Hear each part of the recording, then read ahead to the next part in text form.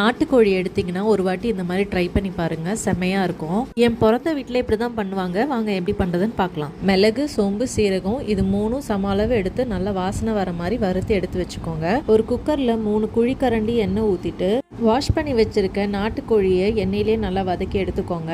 இது கூட உங்கள் காரத்துக்கு ஏற்ற மாதிரி குழம்பு மிளகாய் தூள் சேர்த்துட்டு உப்பு சேர்த்து நல்லா வதக்கிக்கோங்க. அப்படி இல்லைன்னா தனி மிளகாய் தூளும் தனியாத்தூளும் சேர்த்து சிக்கன் முழுகிற அளவு தண்ணி சேர்த்துட்டு 4-5 விசில் வச்சு எடுத்துக்கோங்க.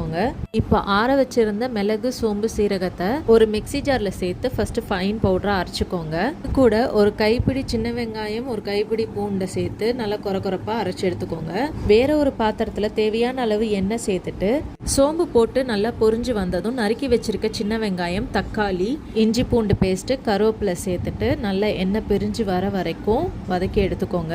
இதுக்கப்புறம் நம்ம ரெடி பண்ணி வச்சிருக்க மசாலாவை சேர்த்துட்டு கொஞ்சமாக மஞ்சத்தூளும் சேர்த்து நல்லா வதக்கி எடுத்துக்கோங்க.